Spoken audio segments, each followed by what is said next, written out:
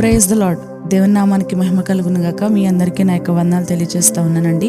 పరిశుద్ధ గ్రంథంలో నుంచి మత్తయి సువార్త 13వ అధ్యాయము 47 నుంచి 50 వచనం వరకు ఒకసారి చదువుకుందాం. మరియు పరలోక రాజ్యము సముద్రంలో వేయబడి నానా విధములైన చేపలను పట్టిన వలను పోలి ఉన్నది.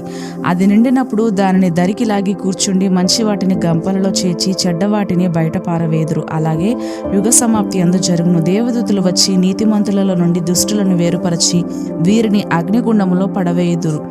అక్కడ ఏడ్పును పండ్లు కొరుకుటైను ఉండును. ఈ యొక్క ఉపమానం మనం చదువుతా ఉన్నప్పుడు ఈ యొక్క వాక్య సారాంశం ఏంటి అనంటే, దేవుని యొక్క కృప అనే ఒక వల సముద్రానికి సాదృశ్యంగా ఉండేటువంటి ఈ యొక్క లోకాన్ని ఆవరించి ఉంది అని మనం జ్ఞాపకం ఉంచుకోవాలి.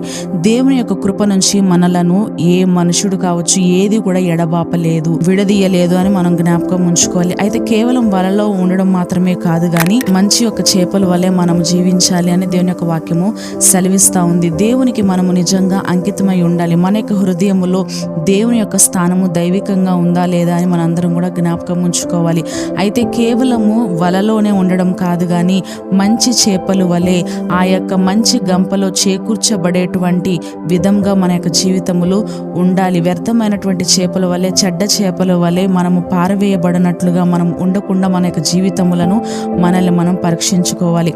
అయితే మనము మన యొక్క జీవితంలో యేసుక్రీస్తు ప్రభువారిని అనుమతించేటువంటి ఆ యొక్క నడిపింపును అనుమతించేటువంటి ఒక మంచి చేపలలాగా ఉన్నామా, లేదు అనంటే వలలో కొట్టుకుపోయే చేపలలాగా ఉన్నామా? ఇక్కడ యుగ సమాప్తి అందు కూడా ఇలాగే జరుగుతుంది అని దేవుని యొక్క వాక్యం సెలవిస్తూ ఉంది.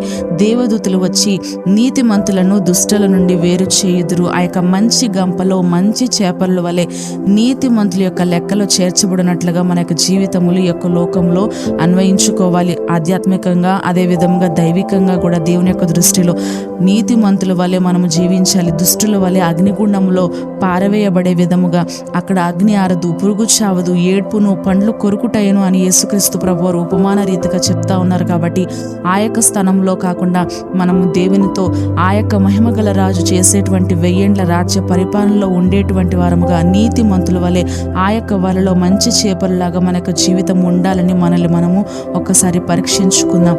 అటువంటి గొప్ప కృపాదేవుడు మనందరికీ దయచేయనుగాక. ఆమేన్.